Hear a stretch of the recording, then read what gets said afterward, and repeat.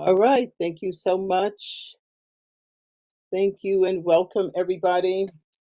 This is the West Hartford Public Safety Committee meeting. This committee meeting will be available for live viewing on the WHCI YouTube channel. This is a virtual meeting, and today is Wednesday, November 12th, and the time is 8 a.m. My name is Counselor Carol Anderson Blanks. I am calling the meeting to order. Thank you, everybody. This is my last meeting, so I'm a bit emotional, but I won't cry. uh, all right, so the first thing on the agenda this morning is business items, and which is approval of the minutes. So may I have a motion to approve the minutes from Wednesday, October 8th, 2025, and may I have a second? Second. All right, and let's the record show that it is being approved with any necessary corrections, which I did not see any. So I think it's good to go forward. All in favor? Aye. Minutes approved. Thank you so much. And the next item of business will be the leash law discussion. We had discussed this some meetings ago, so I'm going to turn it over to our town manager to give us the update.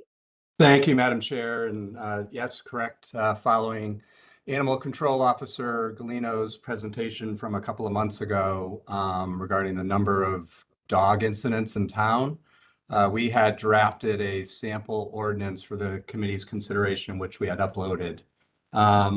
And if you recall, ACO Galino's data made clear that our current ordinance structure leaves a gap in our ability to address off-leash dogs on public property. And as a reminder from that presentation, Section 128-3 of our code prohibits dogs from roaming free, but only in parks and playgrounds. It doesn't apply to sidewalks, streets, or other town-owned spaces where most of our incidents have occurred in the past. As presented by ACO Galino, between 2023 and 2025, Animal Control responded to over 100 roaming dog calls, and over half of those resulted in documented bites or injuries to residents or to other dogs. And most of those incidents, those dogs were not on leash. So a town-wide leash requirement really is a straightforward, preventive measure. It would reduce the risk of bites, protects pedestrians and other animals, and really will provide clarity for our residents and for our police department. Certainly will also protect dogs themselves by limiting situations where they may enter traffic, approach other dogs or animals, or otherwise put themselves or their owners at risk. So to address these issues, we're recommending an adoption of an ordinance which would establish a uniform leash requirement townwide. And as you can see in the language, it would prohibit a dog from roaming at large on another person's property, on a public street, sidewalk, or town property, unless its owner or keeper has it on leash, and a leash would be required to be no more than 6 feet. The only exception to this would be within our current dog park over on 100 Mayflower. So that would be the only exception to the ordinance. Violations would carry, and presently the fine is $79, so we're recommending that we would keep the current fine in place, but would come with an appeal process through our citation hearing officer. And enforcement responsibility would lie completely with the West Hartford Police Department. So the ordinance responds directly to documented safety concerns, aligns with best practices and compared to other municipalities in the region, and really offers a practical approach to reducing what we feel are preventable injuries. So that really summarizes the ordinance. And at this point, I'll pause there, and through you, Madam Chair, we are happy to address any questions or concerns that the committee has. Okay, thank you, Town Manager Ledwith. But before we ask questions or provide comments, I need to take a point of privilege because I just got so excited since this is my last meeting that I forgot to go around and acknowledge everybody around the table. So let me just back up a bit and acknowledge the committee members, which is Councilor McGinnis and Councilor Cortez. We have Town Manager Rick Ledwith. We have Chief Vernon Riddick and Chief Priest. We have AC Rickabon. We have AC Terra. We have Mayor Cantor on. We have Battalion Chief Grimaldi. We have Counselor Poland who joined us. We have Chief Priest also and his crew behind him. And I want to say, is that it? Yes, I believe that's it. So, okay, now we'll go back to any questions, comments from the committee members first, and then we can entertain questions from the others, which isn't the mayor and Councilor Poland. I got to scroll back through. Questions? Councilor McGinnis? Through you, Madam Chair, the only question I had, so the fine is always $79 if they're repeat offenders, it doesn't go up, it would just be an additional 79, is that how that works? Through you, Madam Chair, yeah, so presently it would be written, and this is just a draft, so certainly we could double the fine. We could lower the initial fine as well. Like I said, it's right now it is $79. Doesn't necessarily mean that it needs to stay at that level. So we could leave it at 79, and for each additional violation, we can keep it at 79, or we could raise that fee as well. So I'm certainly open to recommendations from the committee if there's a willingness to do something different than that. Okay, thank you. Thank you, Councilor McGinnis. Councilor Cortez? No questions for me. All right. Questions from the mayor or from Councilor Poland? This is Mayor Cantor. I don't have any questions.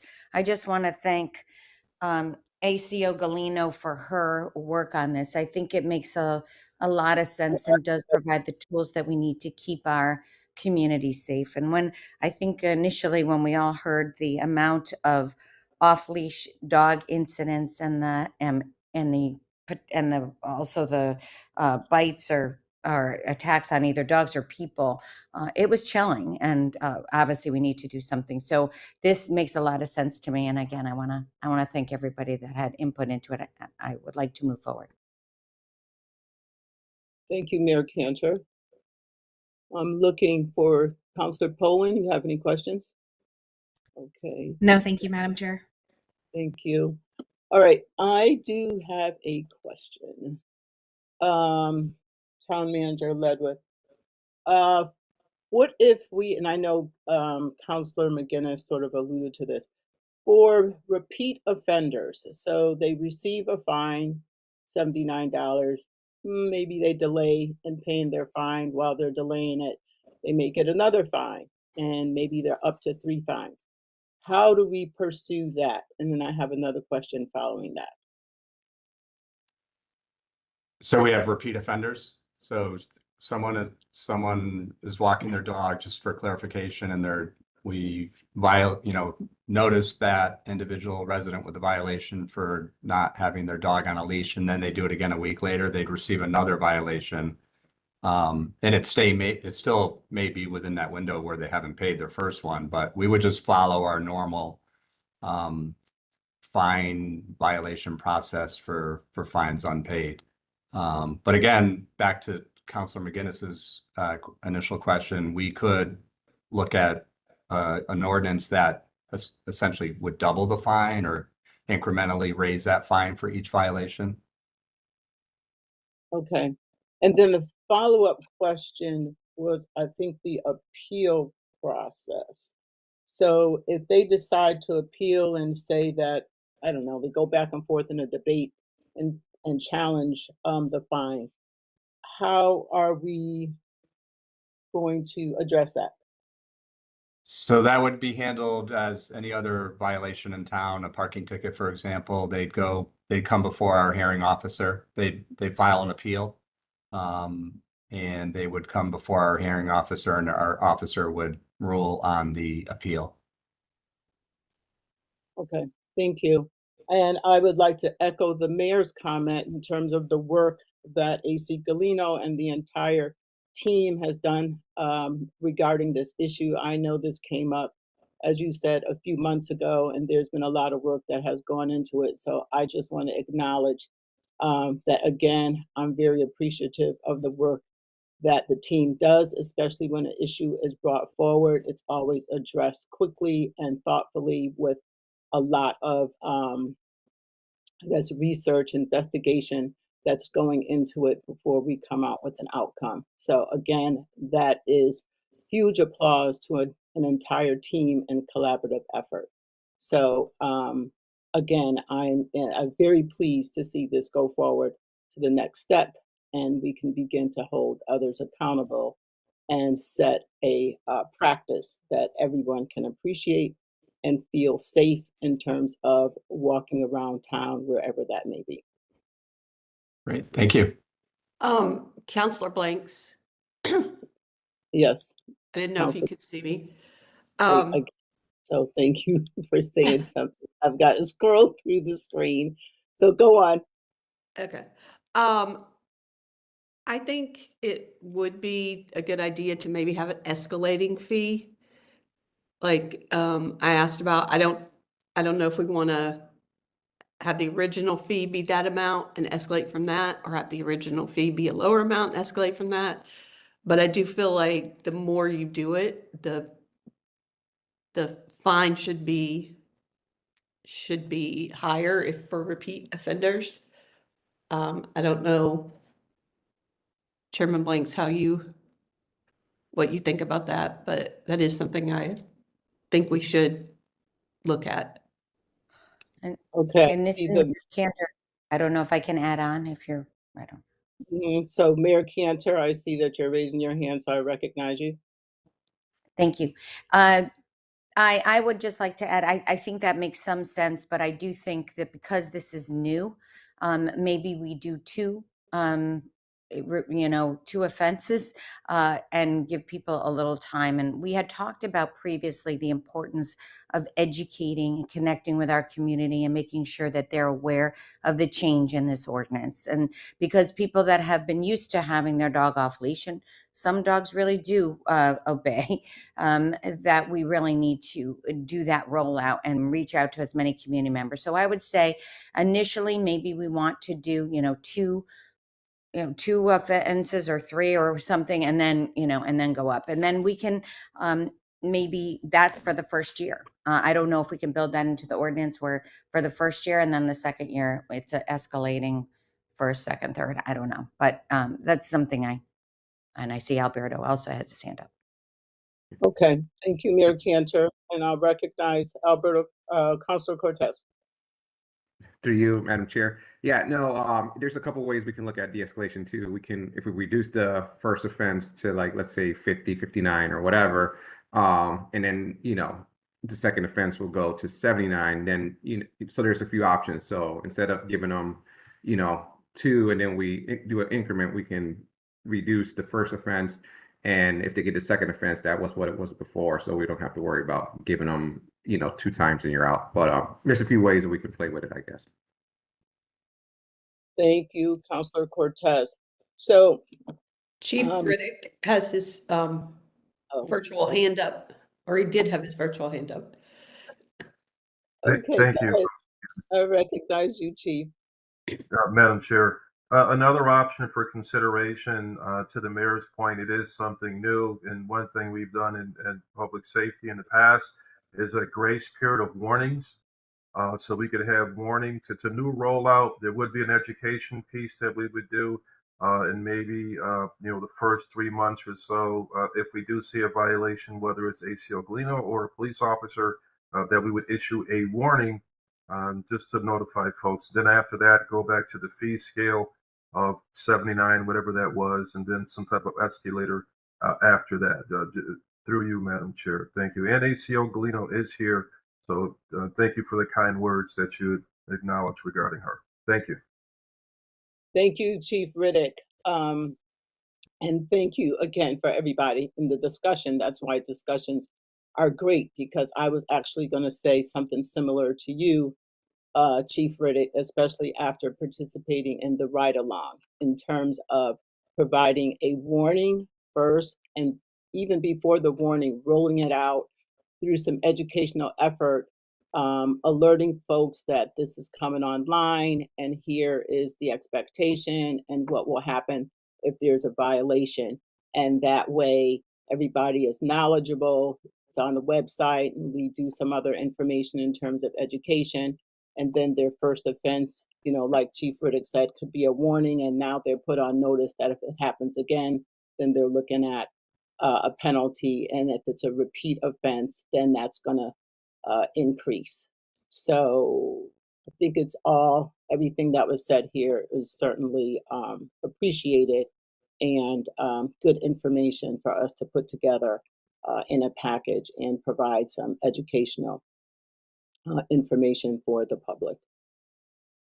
I'd like to say something if I could. Okay, thank you. Go ahead. Good morning.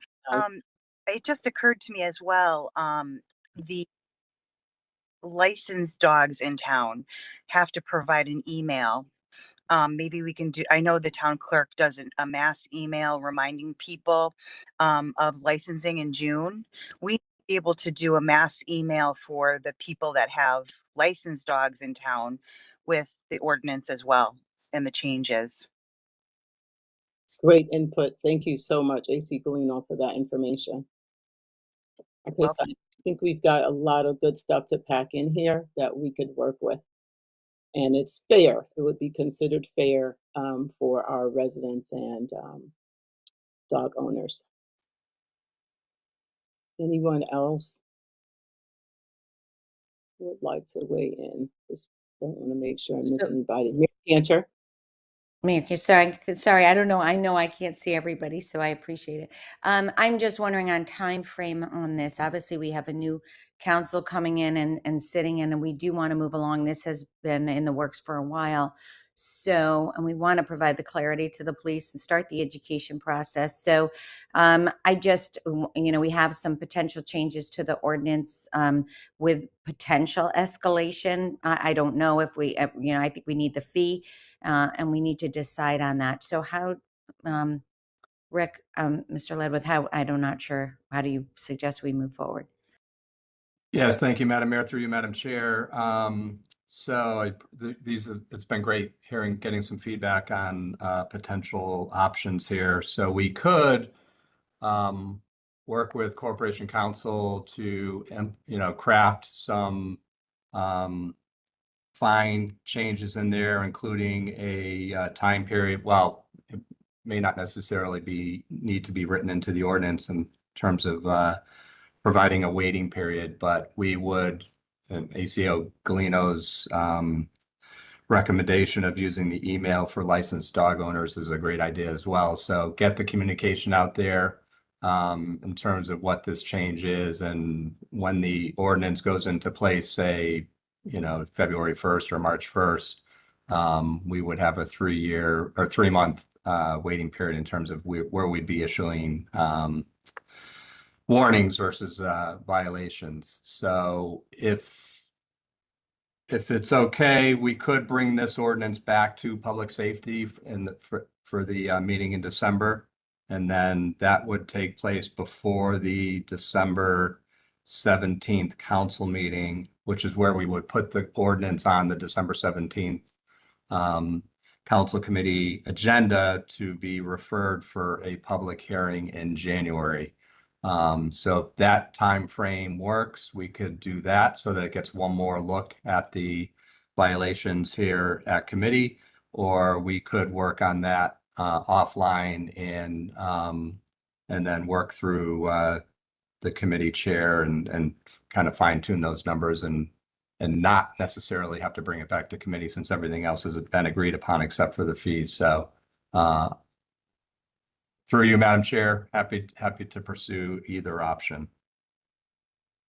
Thank you, Town Manager Ledwith, and I'll move it. Recognize Mayor Cantor. Looks like she wants to respond.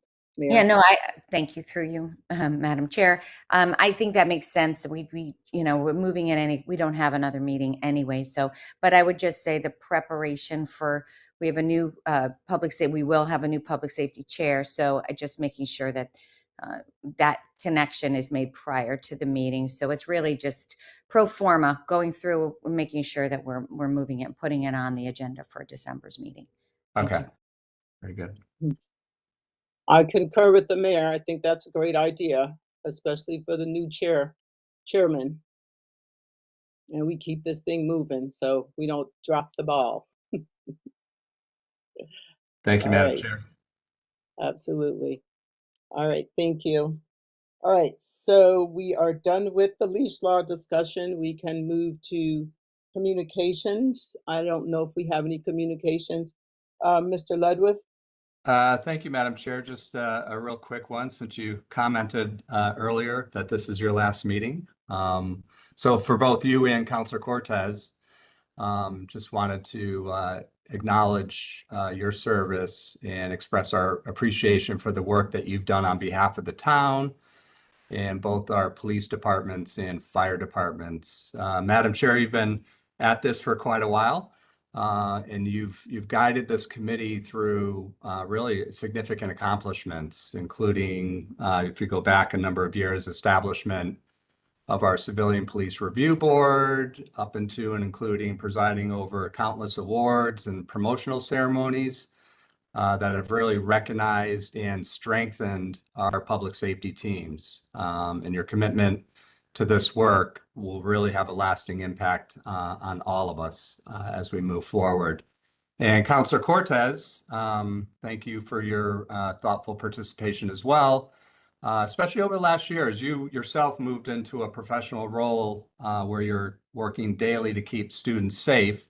You balance your professional role and your role on this committee, often participating in this meeting from school.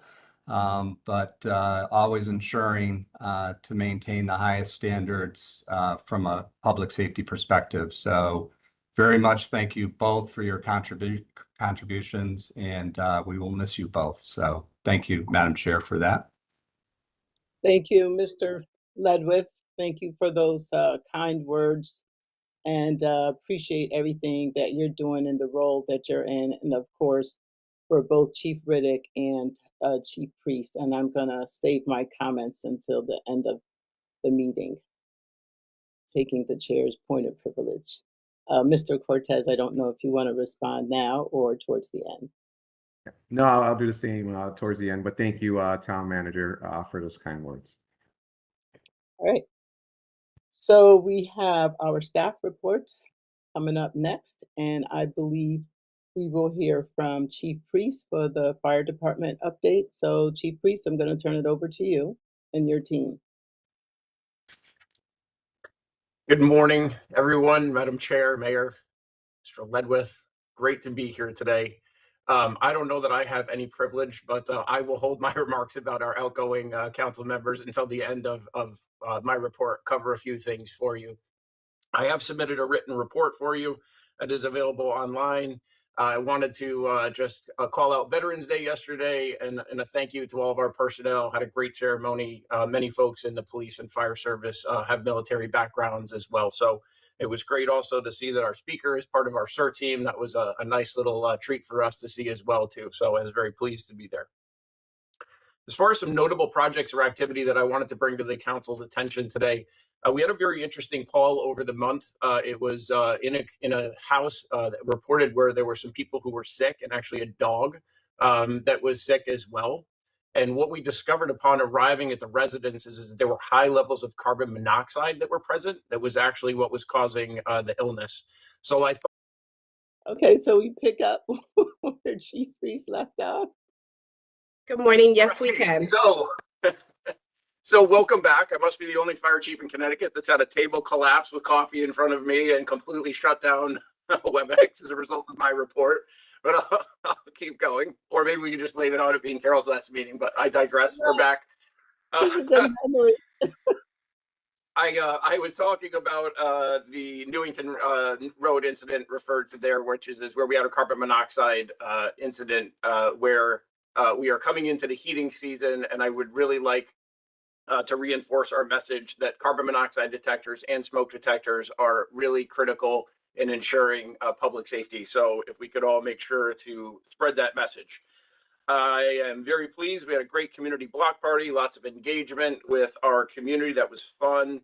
Our two of our staff members from headquarters, our EMS officer, as well as our community support officer, have been working very hard with our 84 EMR students in the high schools. And we've also been doing CPR for our teachers.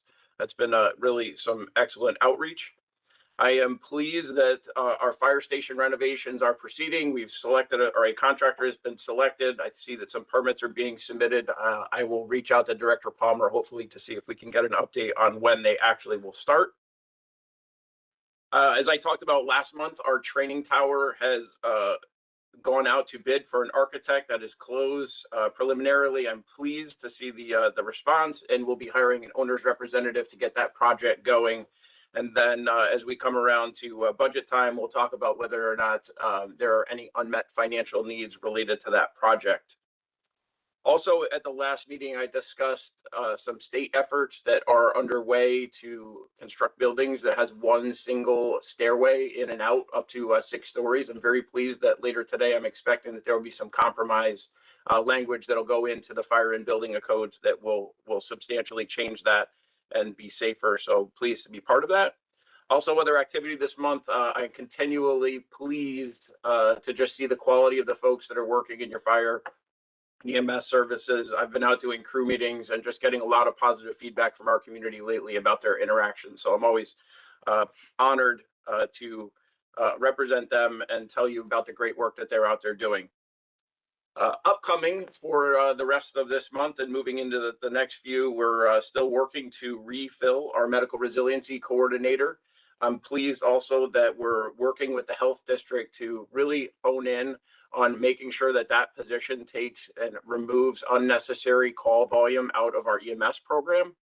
And the way I like to look at it is we're really increasing the level of service to our residents by ensuring that we get our higher tier, highly trained paramedics to folks in a timely fashion, especially to the folks that actually don't have access to the skilled nurses or other healthcare providers at the scene of emergency. So more to follow on that.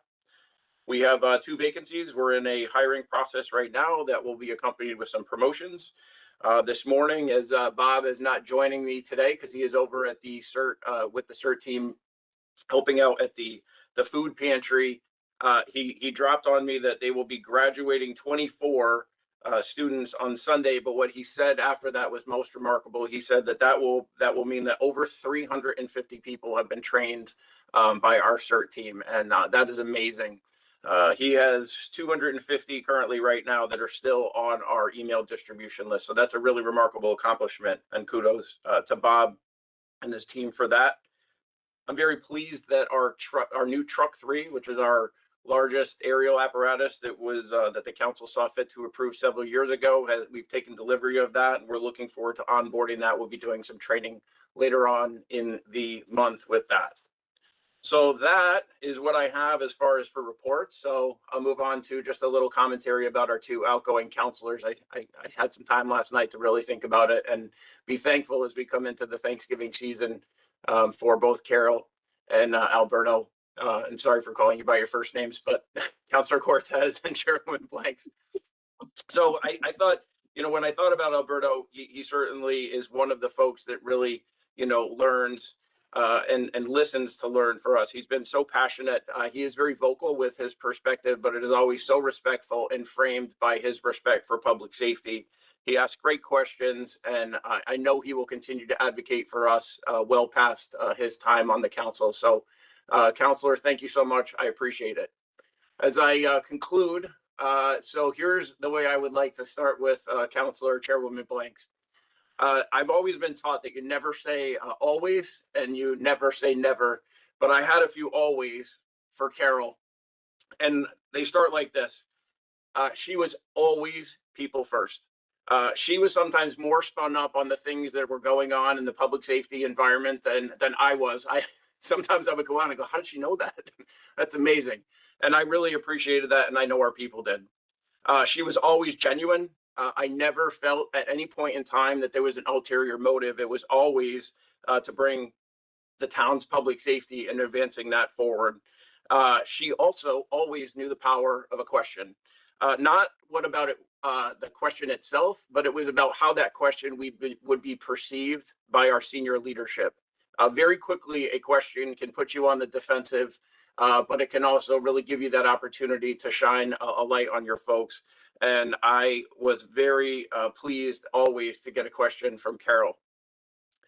So as I say my last remark, Carol, you always got our names wrong.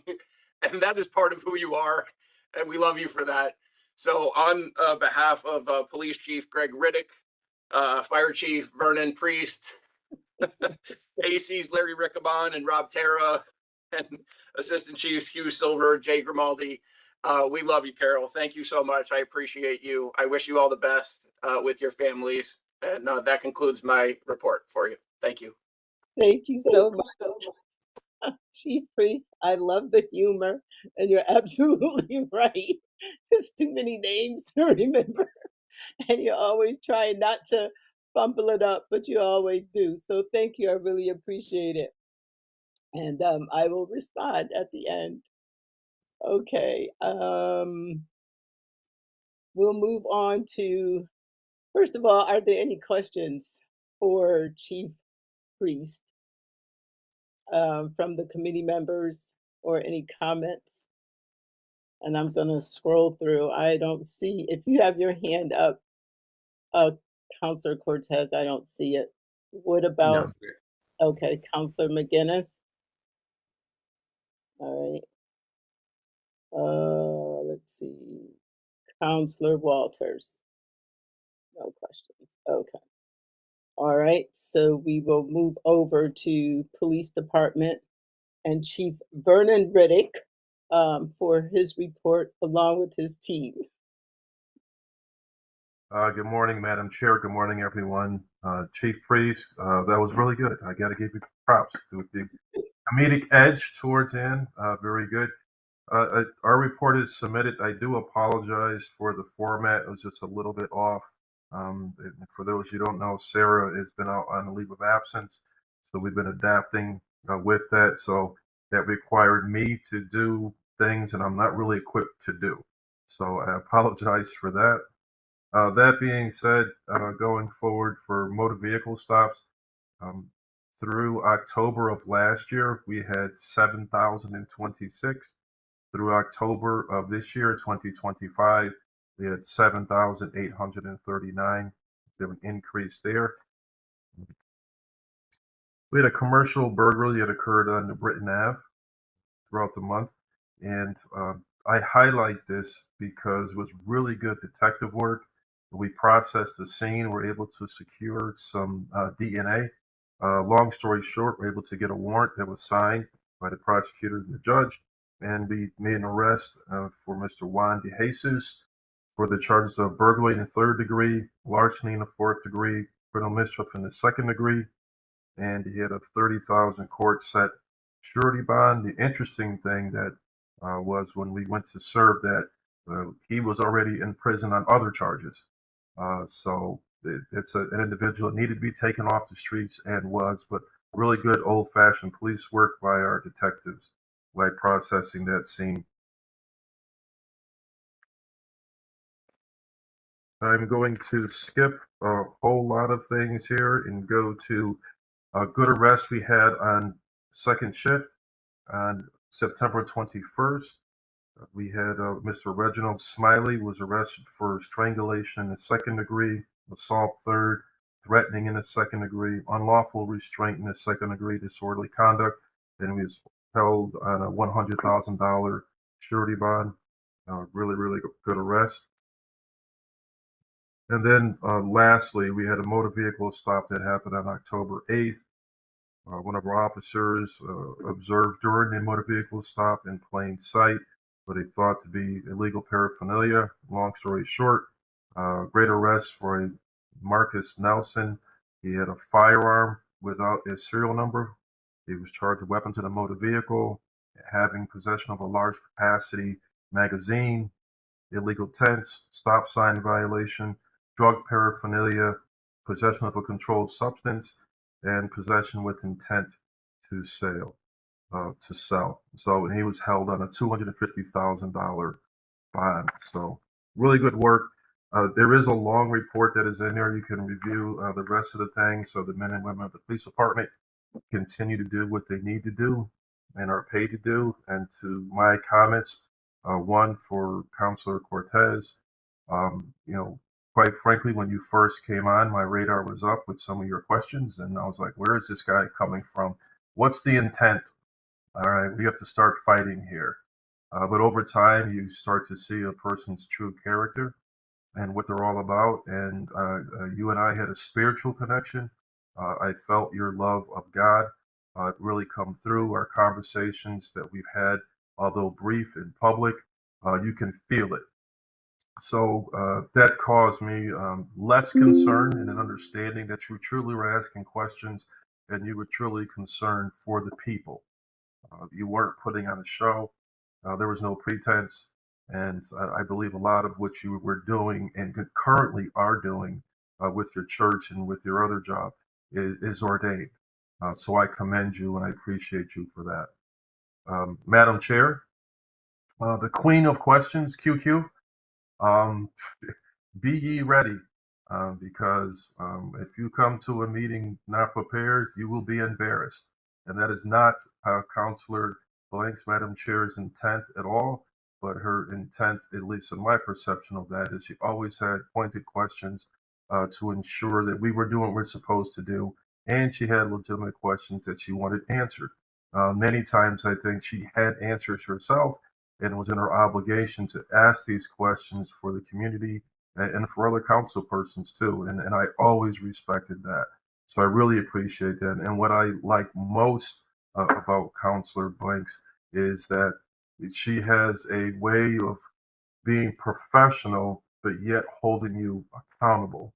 And unfortunately, we've seen in our current state of affairs politically is those two terms are become exclusive, mutually exclusive. And it doesn't have to be that way. Like, you really can be professional and hold somebody accountable. Despite the very, I think, complimentary words that Councilor Branks has provided to our police department and to our fire department, not once, not ever did I think that if we ever were to mess up, that she would not hold us accountable. If there was ever a question or something, we didn't do something, that she would hold us accountable. Never crossed my mind, not once. And I think a lot of us can learn, and definitely our country at this time can learn from that. Accountability and professionalism does not have to be mutually exclusive. Councilor Blanks, I salute you, I appreciate you, and we collectively will miss seeing that pretty face of yours and intelligence every month. God bless you, God keep you, Godspeed. Thank you.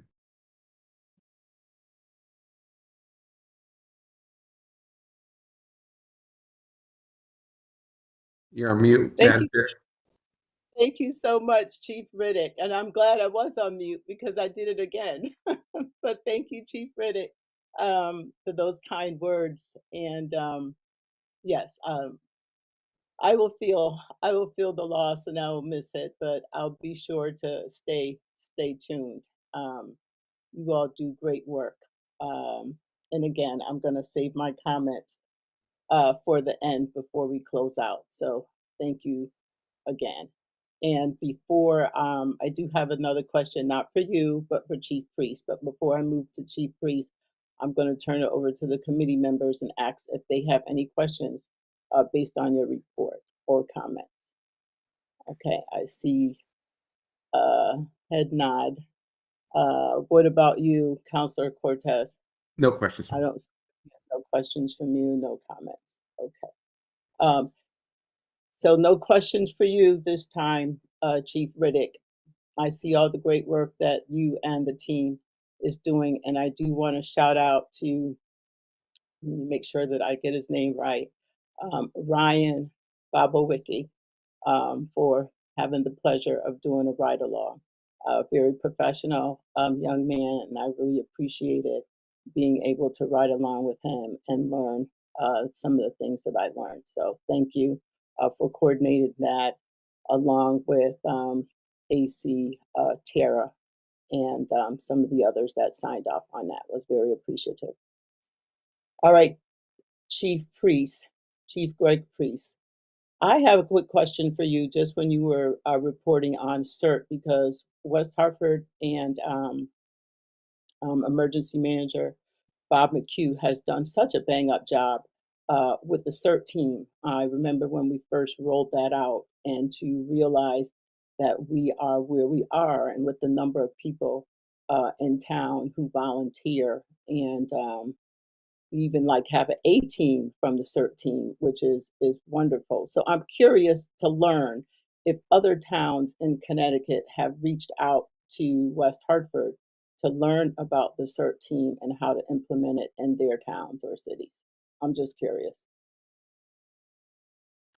Thank you very much for that question, Counselor. After Chief Riddick's accountability speech, I swallowed hard. I wasn't sure whether or not I was going to be held accountable for something, but I do appreciate the question. And here's, I want to be very careful, how I say this, but the answer is a resounding yes.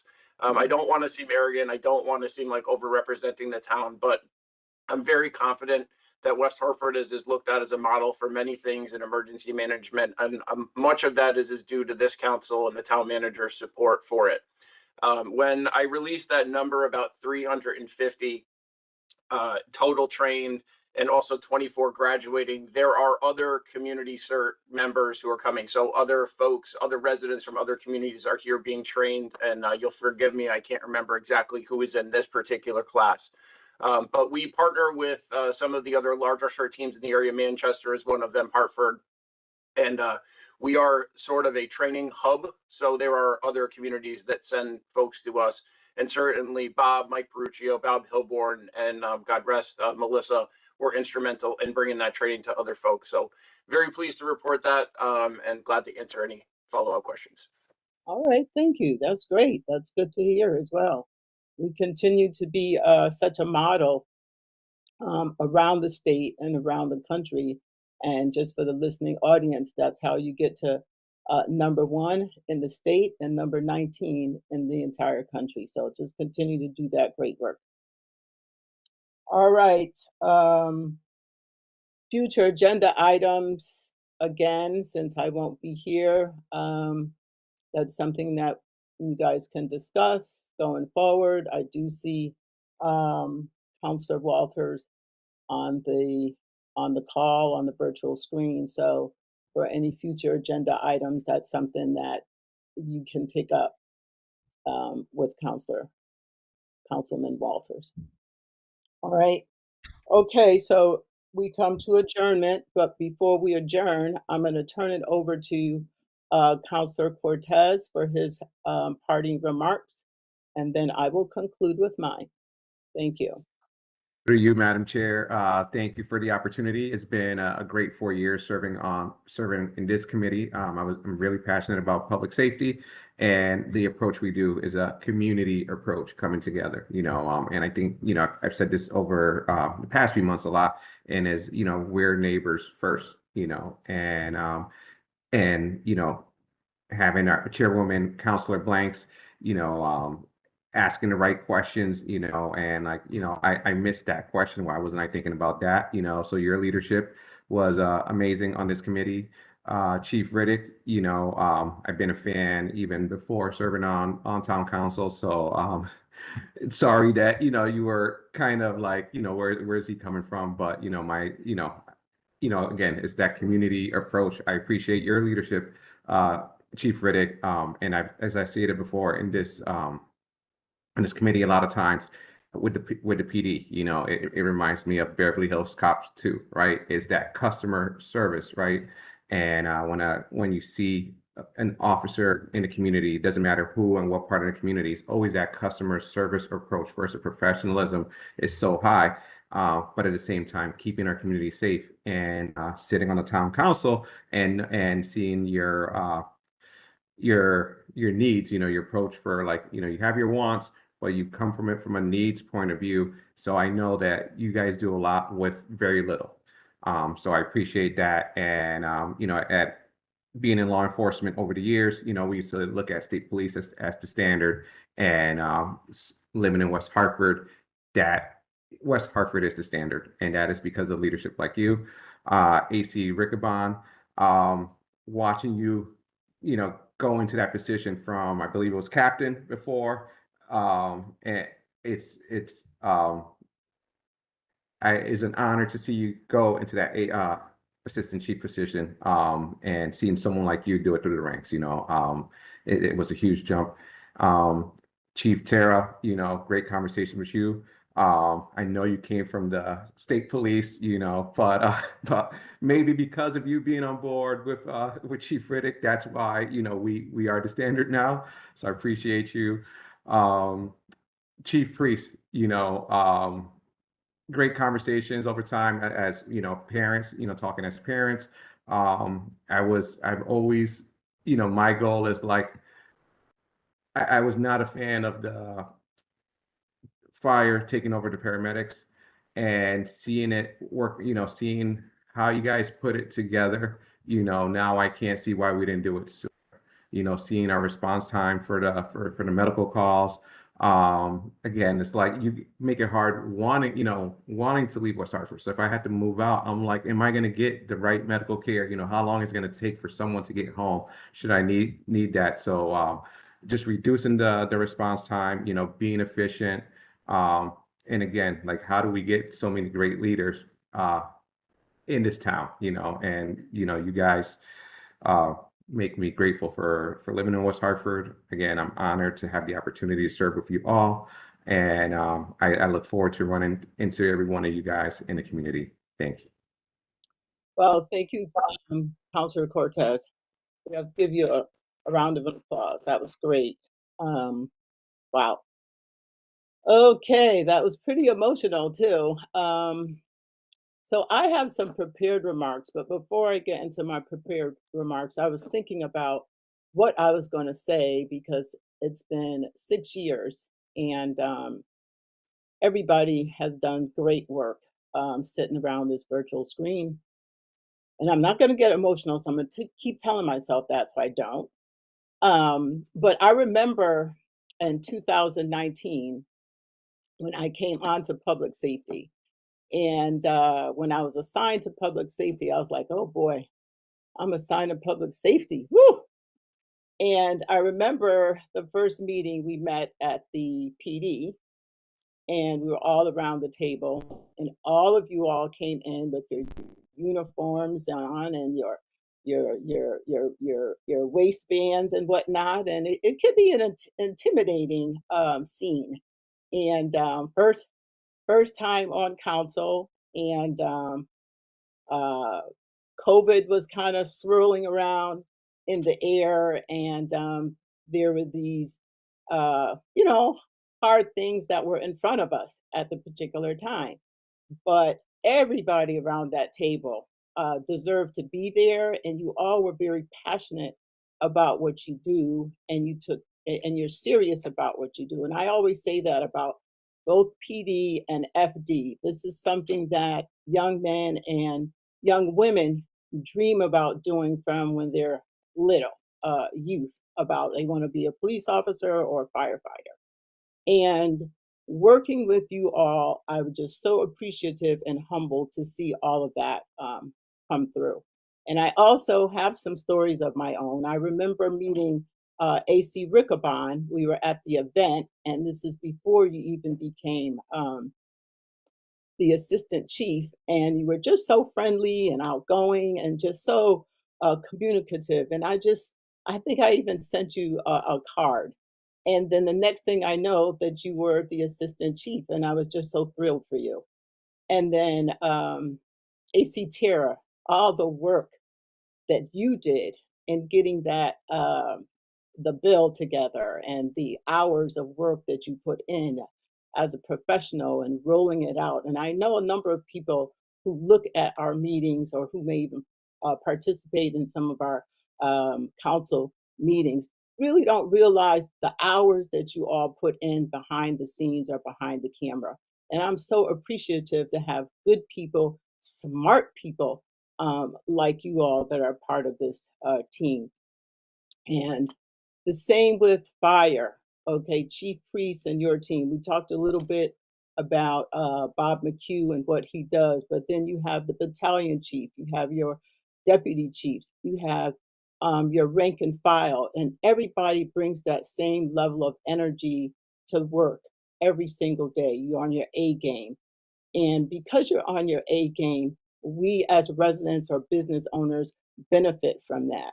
And I say all of this because when we are around that table deciding on resources, what's good, what's fair, and I know that you need far more than what we give, okay? But I'm at that table and I'm advocating for you all because I know what you need and I know what you're working without. And at the end of the day, when you respond to that call, you have to have everything that you need, and it has to be in top condition without any defaults. Because if it's a default, then that means that somebody can lose their life in an instant second. So I'm so appreciative for everything that you all do, you know, like I said, from leadership right down to the rank and file. And at the end of the day, we're all human beings and you all have families to go back home to. So I hope I didn't miss anybody. But again, I'm just humbled to be able to lead and chair this committee. So I'm just going to get to my formal remarks. So this is to both Chief Riddick and Chief Priest. I strongly appreciate the strong leadership, the tone you set for your departments, and the work ethic you demonstrate for your teams, especially for the rank and file. I recognize your work is fluid with continuous changes at different levels, and I have observed how you respond and how you adjust with professionalism. I applaud you both, Chief Priest and Chief Riddick. You receive criticism and praise for doing a job you love. But at the end of the day, you're men with families who answered the call to protect, serve, fight fires, respond to medical emergencies, and ensure that this community remains safe. Thank you for what you do. And for the past 6 years, I am grateful and humbled that I was assigned to chair the best committee as a town councilor for West Hartford. Thank you so much.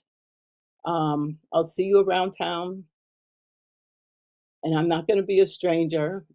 I won't be a nuisance, but I will check in with you all from time to time. So at this point, we are at 8:58, and I will ask for a motion to adjourn. So moved. And may I have a second? Second. And all in favor? Aye. Aye. All right, so meeting adjourned. Thank you so much, everybody. Thank you for what you do. Stay safe and watch each other's back. Take care. Thanks, everyone. Bye-bye. Take care. Thanks, Carol.